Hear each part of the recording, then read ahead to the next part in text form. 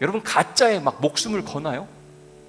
진짜가 아니면 목숨을 못 걸거든요. 하나밖에 없는데 어떻게 그걸 걸어요? 부활신앙이 가짜라고 한다면 잠깐 사람들이 모이고 흩어질 것 같은데, 놀라운 사실은 초대교회 성도들은 계속해서 더 부흥하는 모습을 보게 됩니다. 바울 마음에 고민이 생긴 거예요. 야, 저 사람들은 뭐지?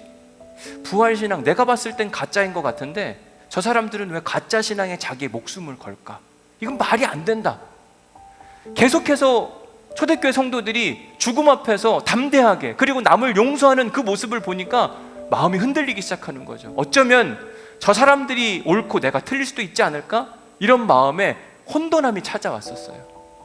그러던 어느 날 그가 부활하신 주님을 만나게 돼요. 다메섹으로 가던 그 길에 부활하신 주님이 호려운 빛 가운데 나타나서 사울아 사울아 왜 네가 나를 박해하느냐. 유대인들이 기다렸던 메시아는 정치적 메시아였어요. 세상 임금과 같이 세상 권력을 잡아서 로마 제국을 완전히 무너뜨리고, 그리고 이스라엘에게 독립을 선물해 줄 그런 메시아를 기다리고 있었습니다. 그런데 말입니다, 하나님이 말씀하신 그 메시아, 정치적 리더가 아니라 그분은 고난받는 종이었어요.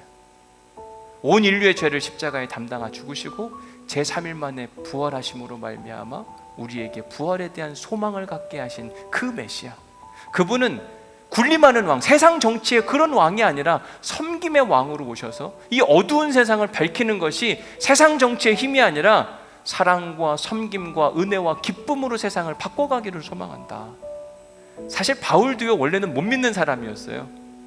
자기도 옛날에는 예수님의 이름을 대적하고 살았다는 거죠. 그분의 부활의 이야기를 도무지 믿을 수가 없었다고 이야기하는 겁니다. 그러나 이제는 믿는데요. 왜? 그가 경험해 봤거든요. 부활하신 주님을 만나고 나니까 옛날에 믿어지지 않던 일들이 이제는 믿어진 거예요. 그러면서 그들에게 이야기하기를, 당신 하나님 믿죠? 유대인들 하나님 믿는 사람들인데 어떤 하나님 믿으십니까? 창조주 하나님 믿는 거 아닙니까? 창조주 하나님이라 함은 과거에 아무것도 없는 것에서 뭔가를 만들어내신 하나님을 믿는 거 아닙니까? 아니, 아무것도 없는 것에서 뭔가를 만들어내실 수 있는 분이 왜 죽음의 권세를 깨뜨리고 부활하게 하신 예수 그리스도의 사건을 못 만들 거라고 생각하시는 겁니까? 우리가 믿는 하나님은 창조주 하나님이시기도 하고, 우리가 믿는 하나님은 구원자 하나님이시기도 하고, 우리가 믿는 하나님은 죽은 자를 일으켜 세울 수 있는 부활의 능력을 가지신 하나님이십니다. 제발 하나님을 평가절하 하지 마십시오. 분명히 살아계신 하나님, 그리고 그 살아계신 하나님의 능력으로 예수께서 죽으셨다가 부활하셨다, 이 사실을 알고 있었어요. 믿고 있었습니다. 그런데 그 일을 믿지 못하는 사람들을 보니까 답답하고 속상한 거예요. 분명히 하나님 살아계시고 능력 있으신 하나님께서 죽은 자도 이렇게 세우실 수 있는데 왜 그 하나님을 못 믿느냐. 저는 여러분들에게도 동일합니다.